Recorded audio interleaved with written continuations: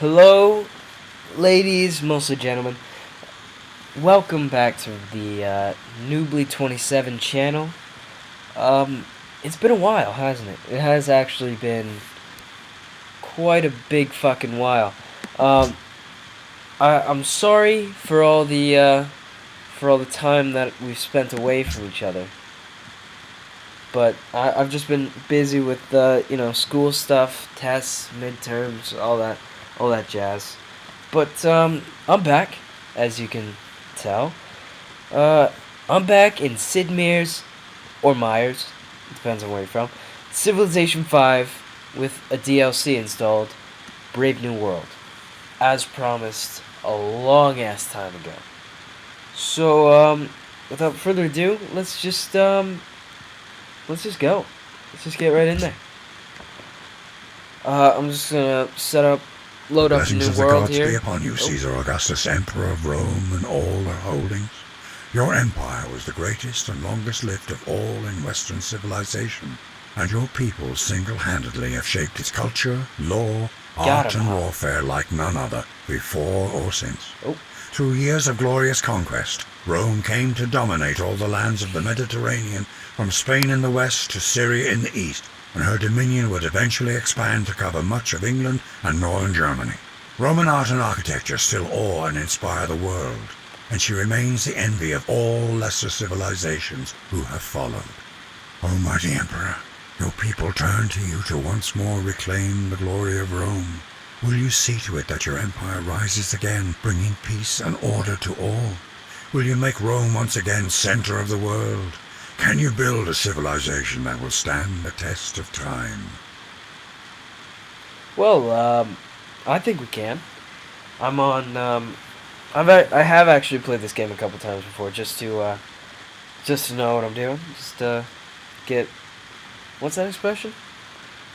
Get hold of the ropes or whatever. I have no idea what that probably sounded a little bit gay. Um, anyways, as you could have probably told if you didn't skip all that, uh, we are, or I am, we are Rome.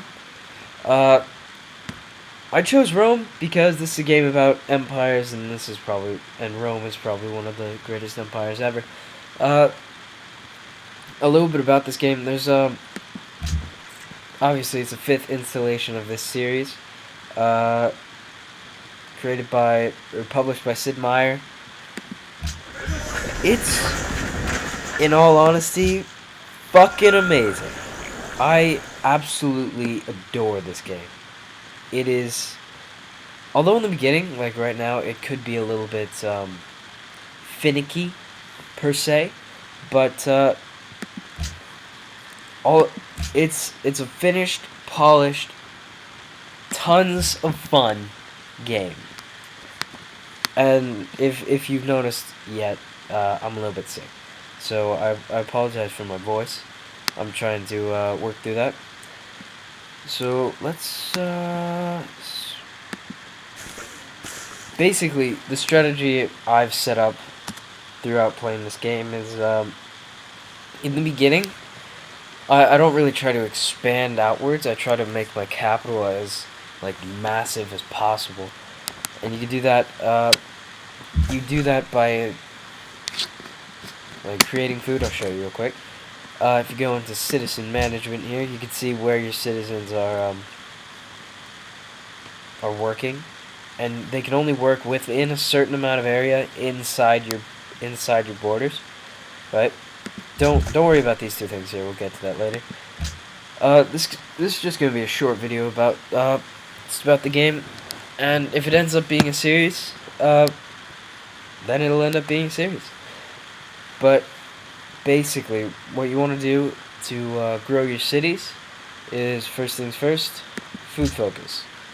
It doesn't look like it changed much, but say you went into production focus, he goes over here. He could go over here, but they're the same. I'm not certain, but I believe it works off of percentages. So these percentage of thingies that your city is working. So my city is automatically working 2 apples, 2 Granny Smiths, and phone went off. 2 hammers in honey. Hammers in honey. And so over here, that adds 1 more to each. So percentage-wise, I have no idea what the hell that is because I'm not good at math. But it's the most productive of all of these options. And if I went over here, there's none of these tiles are giving me a gold coin around here. I'm not extremely technical, so don't expect that. So they don't give me a gold coin, so it's not going to change from where it was. But over here, this one gives me 2 green apples. I almost called them gold apples. It gives me 2 green apples, so it adds to the green apple percentage of the overall thing. Choked. Choked again. So basically, if you saw over here, if you just pay attention over here, you see how it changes from production and food focus. It goes from 7 turns to 13 turns or whatever. Basically what you need for your cities to grow is food. That makes sense, right? So the more food you have your city working and going into your city by trade, that we will also get to that, then the faster your city will grow. This is not a real-time simulator, as you can see. It's or strategy, not simulator. This is a turn-based game, and at the moment, I believe I'm playing on a huge map. There are different. I think this game is really awesome because it's not always randomly generated maps, and it's not always set maps, except for one exception, and that would be the Earth map, which is so awesome to play, even though you almost never go to where you're supposed to go to where you would respectively be with each civilization. Like, you could be... Osmanlı ulusu sizi selamlar yabancı. Ben Süleyman. Alright, I'm gonna try and read this out. Shut up, phone. By my beard and belly, I am glad to meet you. I am Solomon, leader of the mighty Ottomans. I don't like this guy. I just don't. I don't even know where he's over there. So he's probably up here. This, if you've never played a strategy game ever, these clouds are fog of war. I have my settings up a little bit higher, so there's actually clouds. I'm pretty sure by default they're clouds, but if you lower your settings, they just become like little...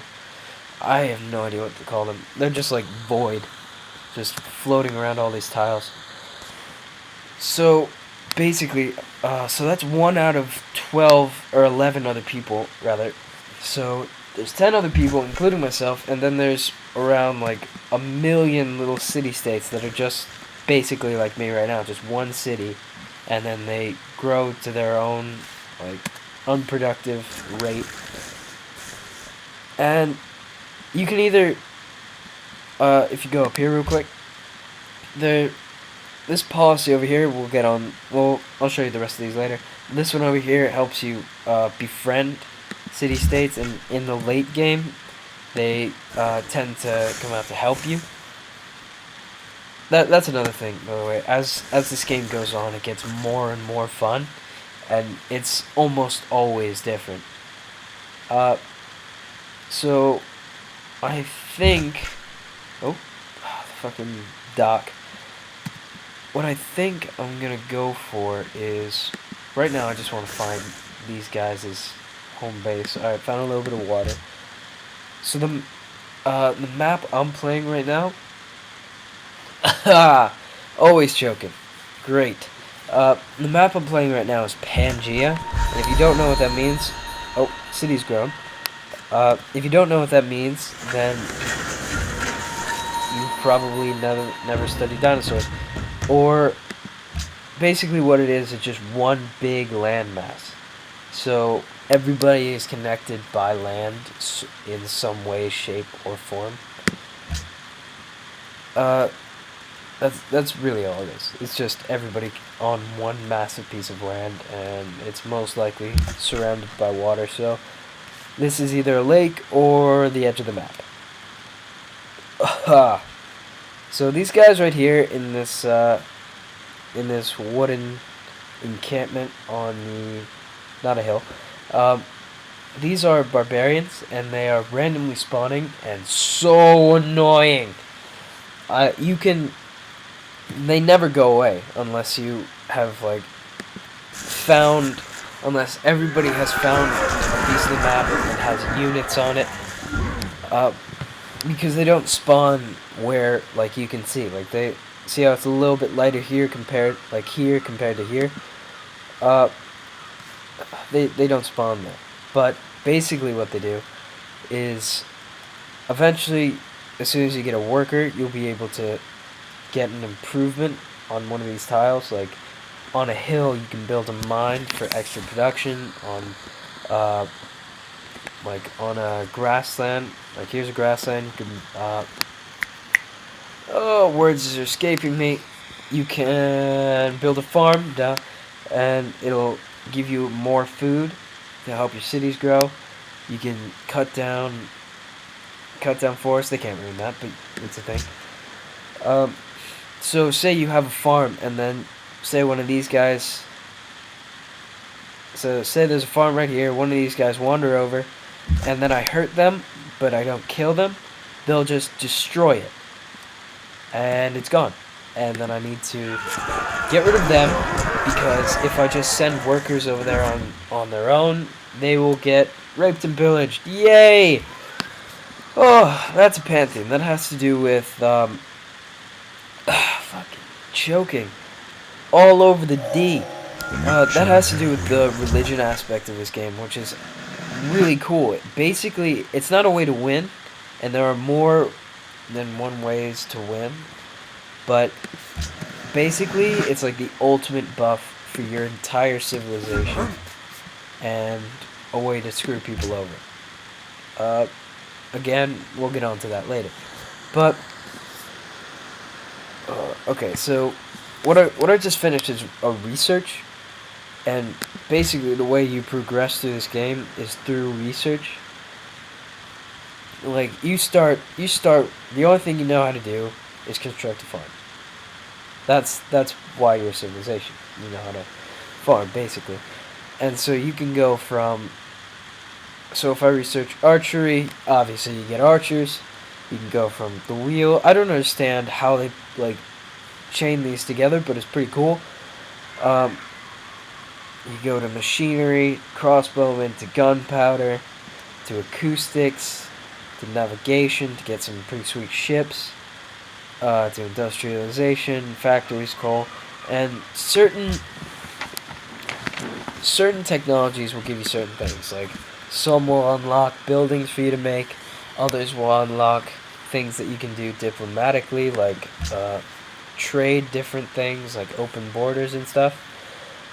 Others will let you build new units.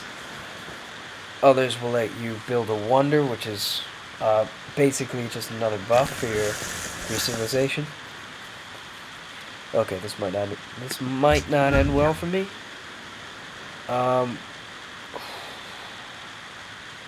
So yeah. Okay. I think he's screwing up.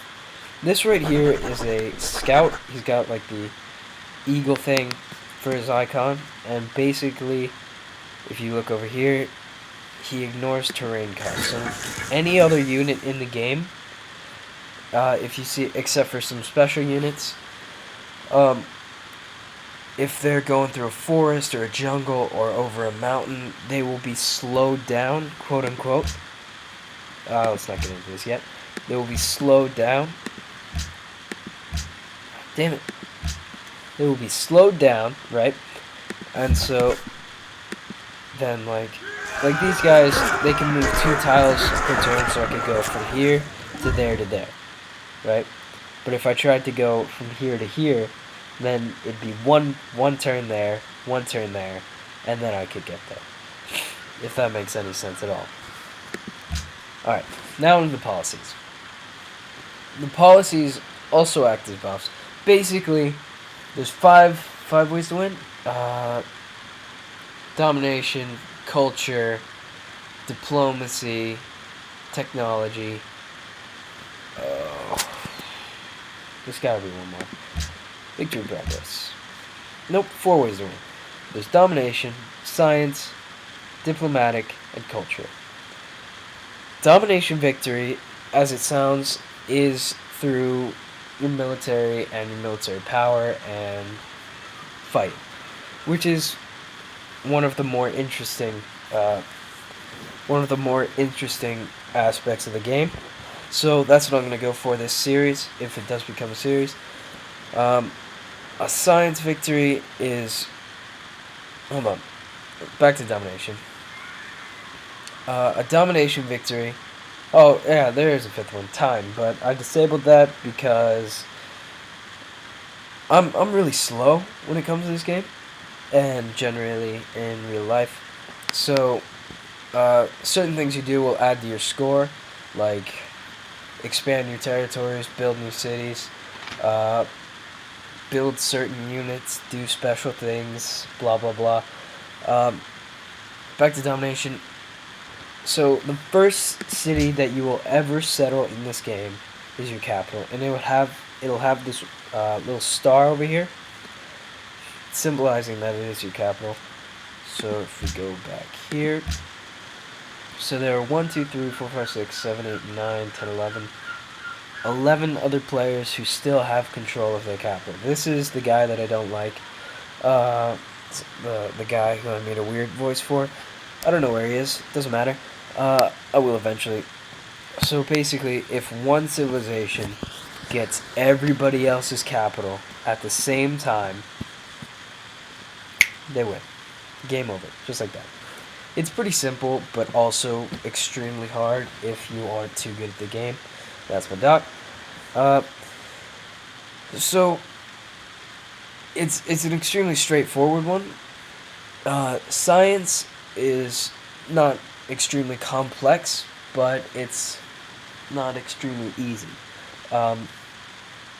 So up here in the top left corner, you see this +5 and then this beaker next to it. That is your overall science production, and as you go through the game, it will increase through just general, like as you, I don't know how it increases. You can set your cities to science focus. There are these great people, which will show up later, and yeah, that's about it. So basically, once you get to a certain point in your technological tree, that's the wrong button, you can start building things like this. SS booster, SS cockpit, how funny, SS engine, and SS stasis chamber. And once you build all those parts, I believe there's no one actually. Nope. Actually, you need to build this first. Apollo program, and then all of those. And once you finish all of those pieces to this ship, you win.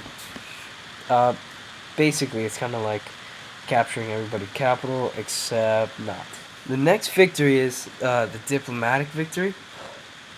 So that starts when you meet all of the other players. So as you can see, like a bunch of these guys are just question marks, except for this guy. Hate him. I don't know why I just ran out of breath there. Oh my god. I think I'm out of shape to the extreme. So, as you can see, all these other guys are just question marks. So basically, once you meet all of them, it doesn't matter how you meet them, just like finding a unit, or maybe from anywhere from finding a unit to finding their capital, or just one of their cities. So basically, or them finding units. It works either way.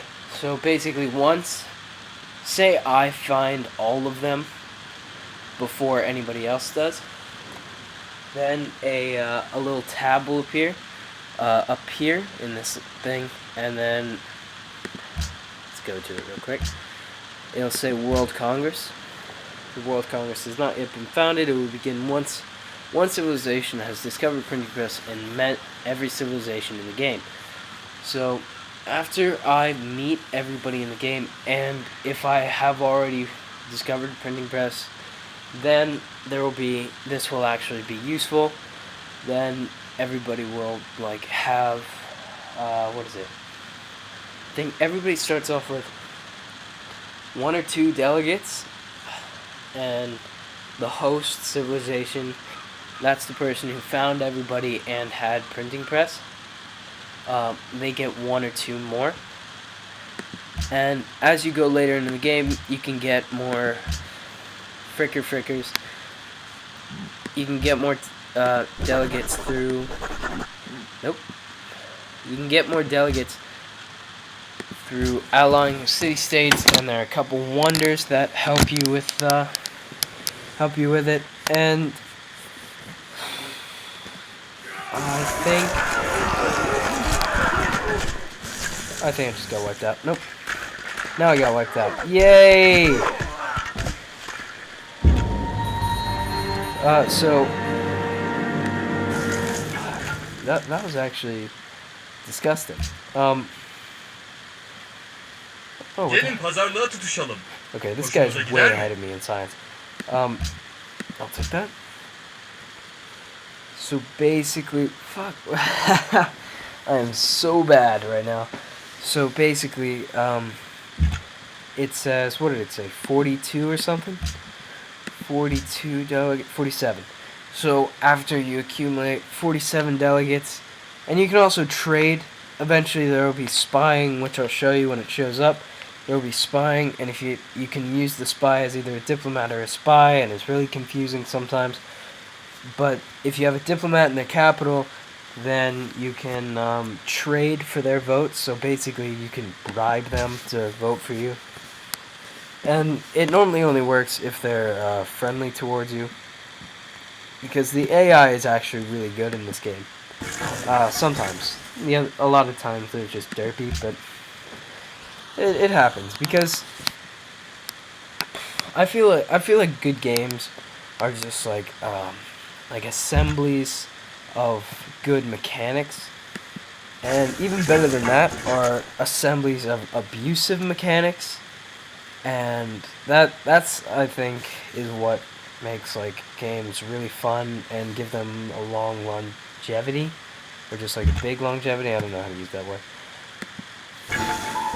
So like something like Minecraft is a good example, because obviously people take advantage of the mechanics all the time, and the physics or lack thereof. Okay. So there's a bastard. I mean barbarian. Oh. After the Okay. So ruins is just, they randomly spawn, and they're kind of hard to find. They're random, and if you basically, once you go on the tile that the ruins are on, then it'll give you like a random perk. Like it'll either add something to add a population to your capital or your city, give you a technology like it just did there, give you gold, give you culture, give you a great person, give you a worker, upgrade your unit. It's completely random, except for one civilization, the Shoshone or Shoshone. It's like tomato. So yeah, also just another buff, basically. So, what else is there to this game? Because early game, fuck. Here's a little thing. If you don't actually have warriors, your cities, once an enemy comes close enough, you can use this little nifty button here and murder. Nice.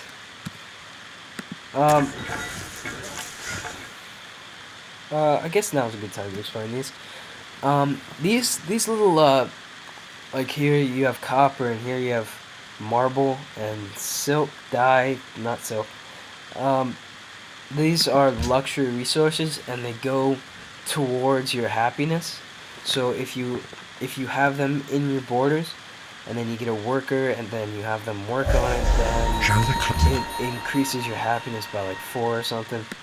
And happiness is really important, because if you don't have happiness, then your cities are never going to grow, and I'm fairly certain your soldiers are like a little bit less effective. I'm just gonna automate. No, I'm not. I'm not gonna automate this. Let's go all the way back. What do we need to get to? We're gonna do domination. Okay. One thing about we're going there. One thing about. Damn it! I'm trying to talk and it's not letting me. One thing about the combat in this. This is not a combat-based game, so it's not 10 out of 5 amazing, but it's pretty good, and it does have some aspects that you should use, that you can use to your advantage, like terrain bonuses. Like say I have a unit and it's been hit a little bit, so if I just like have him fortify on top of a hill, like then he'll get a little bit of a bonus, and there's a higher chance of me winning that fight. So it's like little things like that can really make a difference, actually, which I find really awesome, because you need to take those things into account. Well, this place looks good. If you can't tell, these are mountains, and you cannot go on them whatsoever unless you have a helicopter gunship, which is fairly late game. And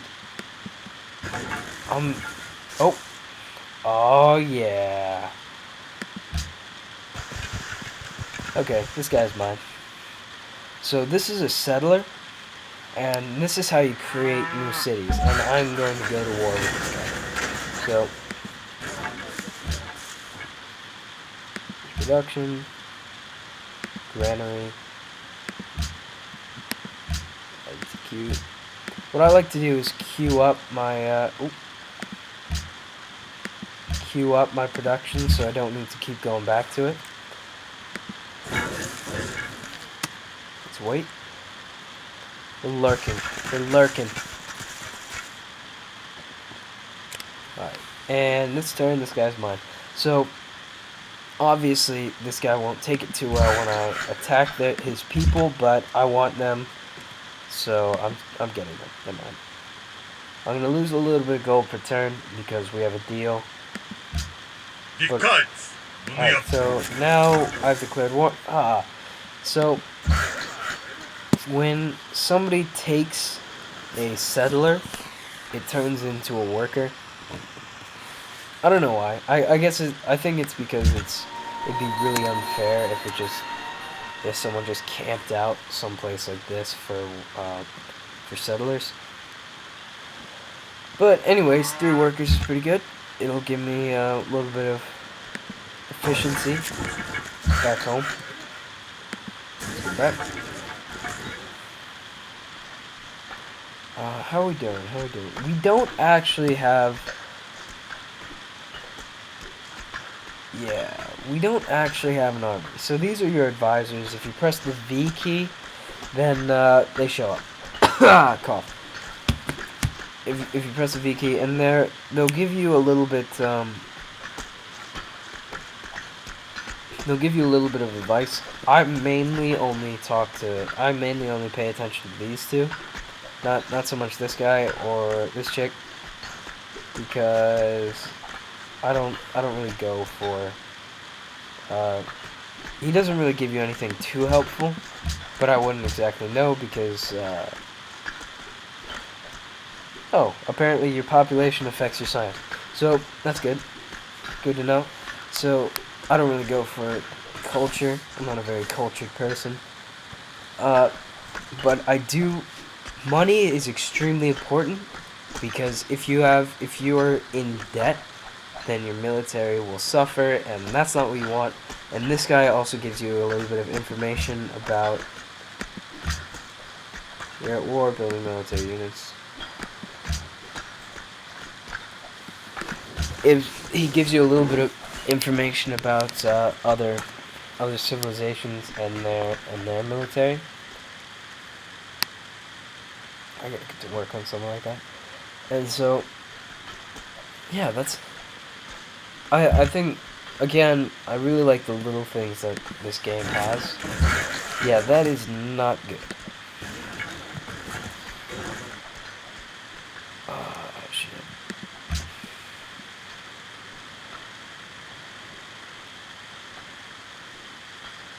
Probably gonna get attacked. Let's wait and see. Cross your fingers. Okay, they did dumb move. If I go up here, and then I fortify. Then I go up here with him and run home. Nope, better idea. I'll go there, and I'll go here, because I'm fairly certain that's in range of my city. So yeah, let's just see how this plays out. So, I know I'm at war, but I'm not actually going to try and take this out, because it is actually really difficult to try and... That's not hard to press. To try and... Okay, that's not hard. To try and take cities in this game. I don't know why, it just is. It makes it so it's not too easy. But... yeah. Because, as I already explained, a domination victory is won through capturing capitals, and if that's too easy, then there's not really a point in having other types of victories.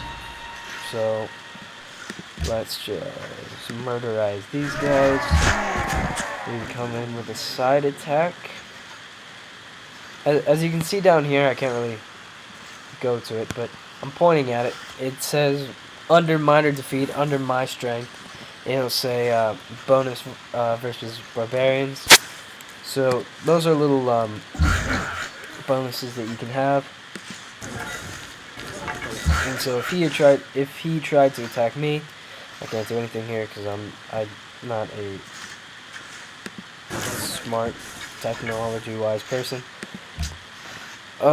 If he tried to attack me on that hill, he'd have like a minus something percent attack, because I'm on rough terrain and he isn't, and you're always weaker on rough terrain. So that's something to keep in mind if you decide to pick this game up, which I really do encourage. And currently, right now, I'm playing on my Mac laptop. Sponsor.